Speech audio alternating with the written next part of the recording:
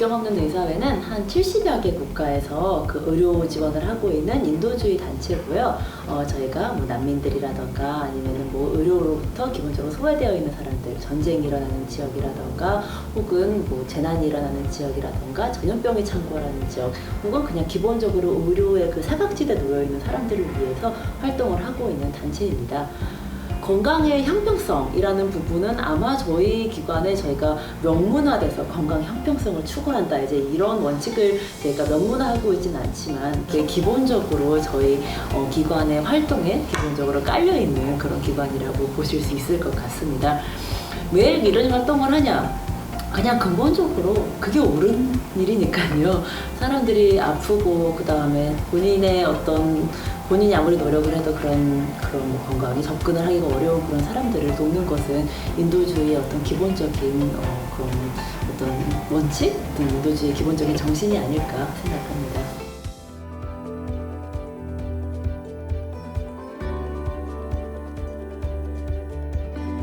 코로나19건 코로나19가 아닌 상황이건 기본적으로 어떤 의약품 내지는 뭐 백신이라던가 의료 도구가 개발되는 데 있어서 가장 먼저 생각을 해야 될 것은 이것이 얼마나 많은 이윤을 남길 것이냐 보다는 이것이 얼마나 많은 공공보건의 그런 목적을 달성할 것이냐가 되어야 할 것으로 생각합니다.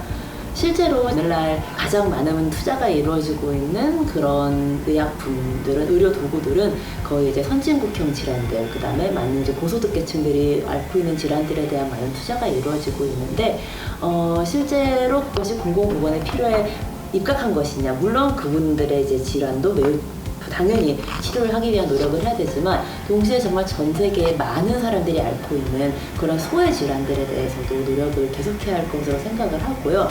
그런 부분에서 이제 공공의 어떤 정책이라던가 그리고 공공 자금이 투입이 되고 그리고 민간의 어떤 협력이 이루어져서 그 공공과 민간이 함께 파트너십을 이루면서 공공의 필요에 입각한 그런 연구 개발이 이루어지는 것이 전 세계적인 그런 공공보건의 그 질을 높이고 그리고 어느 정도 건강권을 증진시키는 데 있어서 기본적으로 필요한 부분이 아닐까라고 생각을 합니다.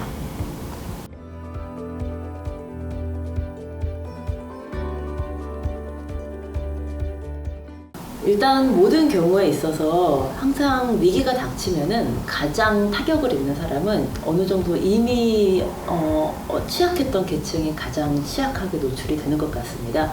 그것은 선진국이건 좀 저소득 국가건 다 마찬가지인 것 같고요.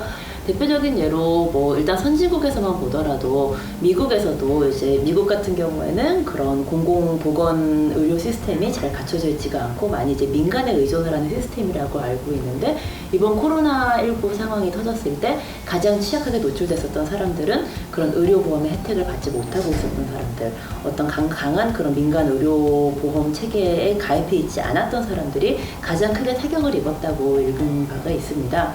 그리고 국경 없는 의사회가 코로나19 대응 활동을 했었던 나라들 중에 유럽에서는 벨기에 같은 나라가 있는데요. 그곳에서도 벨기에는 상당한 선진국임에도 불구하고 가장 취약했었던 계층들은 요양시설이라던가 이제 그런 곳에 계셨던 좀 연세가 많으셨었던 분들, 어느 정도 그 사회의 보호망에서 이미 약간 벗어나 있었던 분들에 대해서 가장 여전히 보호가 이루어지지 않았고 그분들이 가장 취약하게 노출됐었다는 것을 볼 수가 있었습니다. 저희 또 국경 없는 의사회가 대응하는 곳들 중에서 코로나19에 가장 또 강하게 노출되는 사람들은 역시나 난민들인 것 같습니다. 난민 캠프에 있는 사람들은 이미 국가가 코로나19에 대응을 하기 위해서 많은 조치들을 취할 때 난민 캠프에 대해서는 보다 강경한 조치를 취하는 경우도 많이 있고 실제로 그곳에서 발생하는 코로나19의 그런 환자 수 대비 굉장히 강경한 이동 제한 조치라든가 어떤 제한들을 많이 걸기 때문에 사람들의 삶이 더 많이 어려워지는 것을 많이 목격을 하고요. 똑같이 이동 제한이라는 그런 조치가 취해졌을 때에도 이 이동 제한이 미치는 타격은 나라들마다 사람들마다 굉장히 다르게 나타납니다.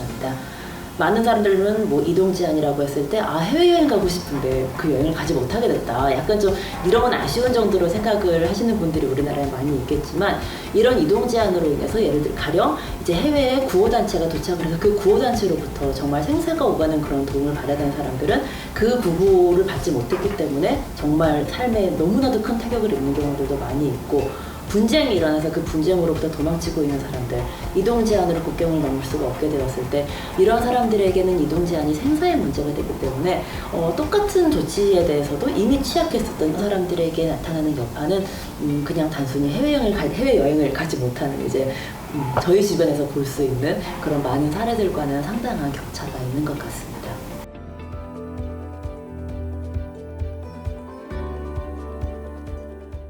네, 아직까지는 이제 팬데믹 상황이 계속 지속되고 있기 때문에 구체적인 수치를 딱 확보해서 말씀드리기는 조금 어렵지만 가장 크게는 이제 코로나19에 대응을 하기 위해서 의료 시스템이 집중이 되다 보면은 그 의료 시스템이 과부하가 걸릴 수가 있죠. 그리고 시스템이 과부하가 걸리면은 그러면은 여기에서 실제로 이제 치료를 받아야 됐었던 코로나가 아닌 환자들이 상당수가 있는데 그 환자들이 제때 치료를 받지 못하는 일이 비일비재하게 발생을 하고 있거든요. 그래서 국경 없는 의사회 같은 경우에는 코로나19 관련 대응 활동도 많이 하고 있지만 이 코로나19 상황에서 의료 시스템이 붕괴되지 않고 기존 현장을 유지하기 위해서 사실은 굉장히 많은 노력을 해야 했었습니다. 그리고 실제로 이제 코로나19 상황이 지나고 나면 아마 정확하게 집계가 되겠지만 코로나19로 인한 의료 시스템의 붕괴 내지는 지연으로 인해서 발생하는 또 그런 건강의 피해가 굉장히 크지 않을까라고 예상을 하고 있습니다. 또 하나 저희가 지금 크게 걱정하고 있는 것 중에 하나는 여러 가지 조치들 때문에 예방접종을 해야 되는데 예방접종을 받지 못하고 있는 아이들이 전 세계적으로 한 1억 명가량이 되지 않을까로 지금 추산을 하고 있는데요. 영아 사망률 같은 경우에는 사실은 예방접종만 제때 하더라도 예방할 수 있는 수많은 질병들이 있는데 이런 예방접종을 제때 실시를 하지 못함으로 인해서 영아 사망률이 많이 증가하고 있지 않을까라는 그런 걱정을 국경 의사가 좀 가지고 있는 편이고 그 다음에 또 주요 질환들 중에 뭐 결핵이라던가 에이즈라던가 말라리아라던가 이런 것들은 수많은 글로벌 프로그램을 통해서 이제 어느 정도 그 성공적으로 지금 진행되고 있었던 많은 프로그램들이 있는데 이런 것들이 뭐 지연된다거나 아니면 중단된다거나 이제 그런 사례들이 많이 발생을 함으로써 이런 것들이 이제 코로나 이후에 갑자기 창궐을 한다거나 내지는 뭐 감소세가 좀 꺾인다거나 이제 이런 걱정들이 좀 많이 발생을 하고 있습니다.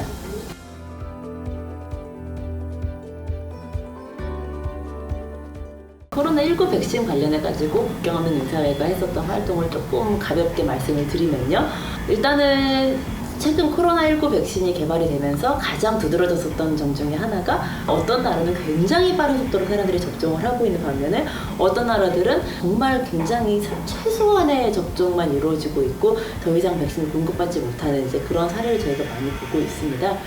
그래서 저희가 이제 코로나 백신 관련해서 많은 나라들의 이제 백신 이기주의 같은 거에 대한 좀 문제를 많이 지적을 하고 특히 자국의 최우선 그룹이 있고 그 다음에 어느 정도 리스크가 적은 그룹들이 있는데 그 최우선 그룹을 지나서 정말 일반 좀 리스크가 낮은 그런 일반 국민들에까지 접종을 시작을 하는 그런 나라들의 경우에는 적어도 다른 나라의 그런 최전방 의료진들이라던가 아니면 코로나에 노출이 되었을 때 가장 취약하게 가장 중증도가 크게 나타날 수 있는 그런 인구들에 대해서는 빨리 백신 접종이 이루어질 수 있도록 그런 백신이 공유되는 것을 저희가 좀 많이 요청을 하고 있었습니다.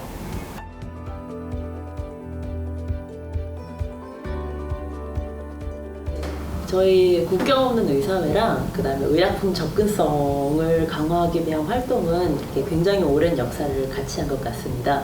저희 국경 없는 의사회의 이제 역사적인 어떤 마일스톤을 이야기를 할 때 저희가 종종 이제 거론을 하는 게 1999년에 노벨상을 수상했다라는 걸 이야기를 하는데 그때 노벨상 수상 기금으로 저희가 이제 시작을 했었던 캠페인 중에 액세스 캠페인이라는 것이 있습니다. 그러니까 Access to Essential Medicines 캠페인이에요. 그래서 필수 의약품에 대한 접근성을 강화하기 위한 캠페인이었는데 이 캠페인을 시작하게 됐었던 이제 가장 큰 계기가 당시에 HIV 에이즈가 창궐을 하고 있었는데 HIV 에이즈를 치료하기 위한 의약품이 개발이 됐죠. 근데 개발이 된 이 의약품이 실제로 사용을 하는데 한 사람이 1년 동안 지불해야 되는 그 약값이 1만 달러가 넘어가는 거죠. 그럼 이게 이제 선진국에서도 사실은 부담하기가 어려운 값인데 실제로 당시 이제 에이즈가 창궐하고 있었던 뭐 남아프리카 공화국이라던가 이제 그런 나라들에서는 정말 감당하기가 어려운 가격이거든요. 그때부터 이제 이거는 체제에 문제가 있다라고 그 체제를 좀 개선하기 위한 그런 노력을 많이 했었고 그 당시에 이제 그 도하 선언이라는 것이 도입이 되면서 제네릭 의약품들이 풀리게 됐고요. 이 에이즈 의약품에 대한 제네릭 의약품이 풀리면서 인도에서 개발된 그 HIV 에이즈 제네릭 의약품이 남아공으로 수출이 되게 되었고 그리고 그렇게 하면서 치료제 값이 1인당 1년에 1만 불이 넘던 게 지금은 $100도 안 되는 선까지 이렇게 쭉 내려오는, 정말 한 번에 가격이 떨어지는 그런 놀라운 일을 좀 경험을 했었습니다.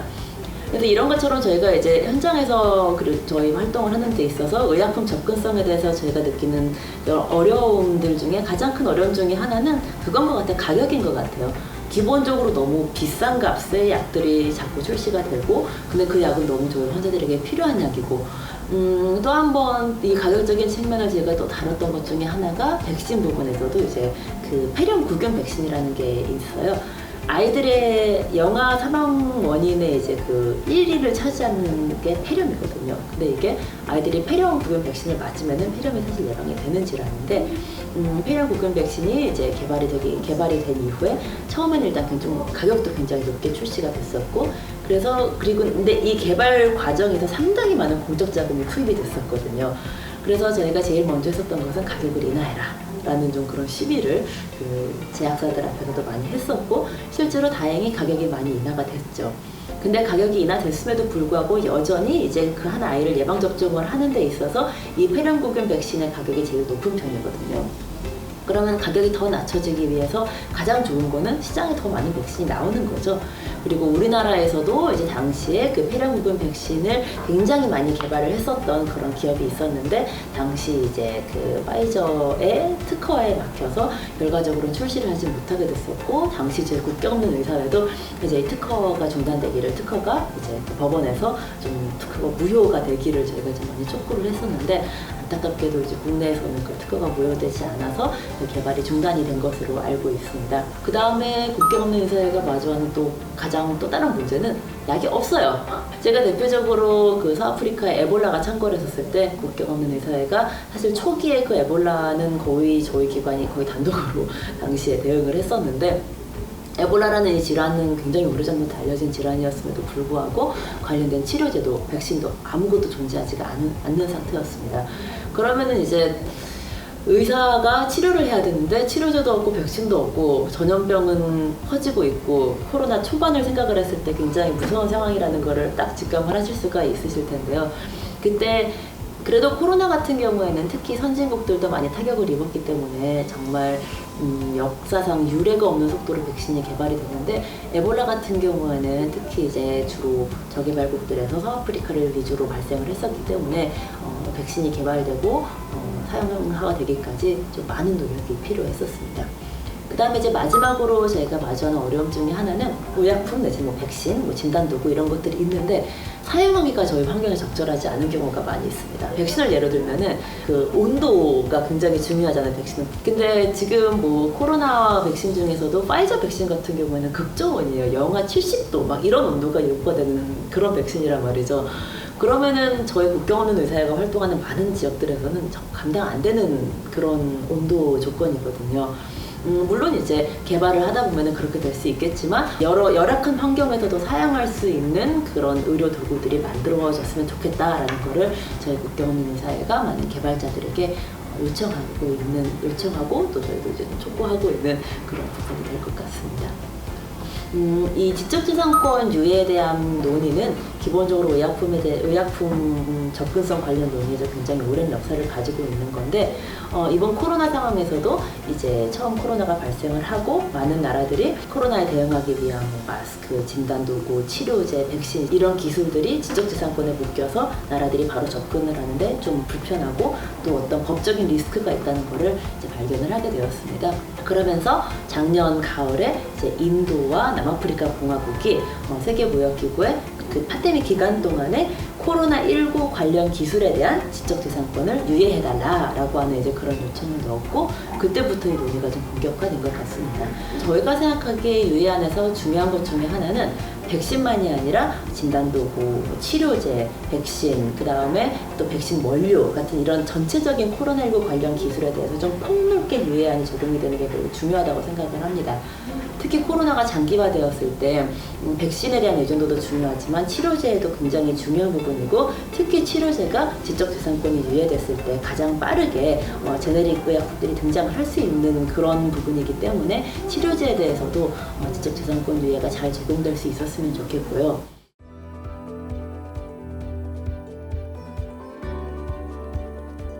전문가들이 보시는 것만큼 이 코로나가 약간 일상화가 된다면은 앞에서 제가 말씀드렸었던 그런 전 글로벌한 공급망을 확충을 하는 게 더더욱 중요해지지 않을까 싶습니다. 왜냐면은 해마다 백신을 맞아야 된다면은, 그리고 해마다 계속 새로운 변이가 출현을 하는 것이라면은 그만큼 그 변이에 빠르게 대응을 할 수 있는 그런 기술을 최대한 많은 기업들이, 최대한 많은 제조시설들이 가지고 있어서 그거에 대한 백신을 글로벌리 모든 그 백신 제조가 가능한 모든 시설들에서 만들어서 전 세계에 공급을 해야 될 것이고, 그리고 그 또 코로나19 내지는 코로나 그다음에 20이 될지 21이 될지 모르겠지만 그거에 대응을 할 수 있는 치료제도 점점 더 확보가 시급해질 것이고, 그다음에 다양한 종류의 치료제들이 더 개발이 되어야 할 것인데, 그렇기 때문에 또 그다음에 그 변이를 모두 다 진단할 수 있는 그런 진단기기도 또 계속해서 개발이 돼야 되겠죠.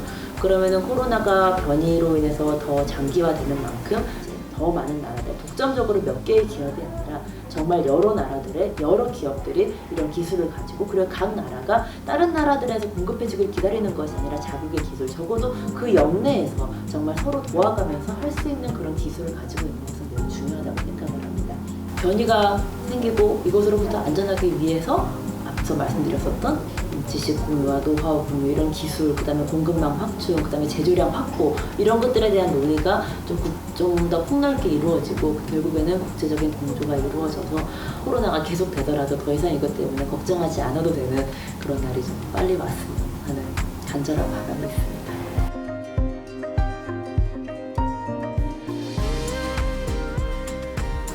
저는 우리나라에서 이렇게 어린 학생분들이 의약품 접근성에 대해서 관심을 가지고 활동을 시작했다는 이야기를 처음 들었을 때 굉장히 고무적이라고 생각을 했습니다.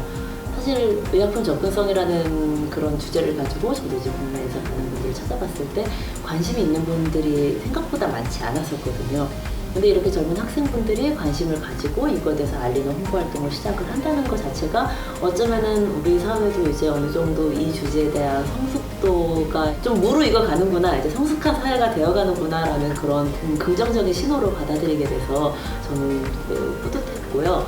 그리고 UAM 코리아가 계속해서 이제 더 많은 학생분들이 이런 의약품 접근성에 관심을 가지고 그다음에 또 접근성을 향상시키기 위해서 촉구하는 활동에 저희 국경 없는 의사회와 함께 많은 목소리를 내주셨으면 하는 그런 바람입니다.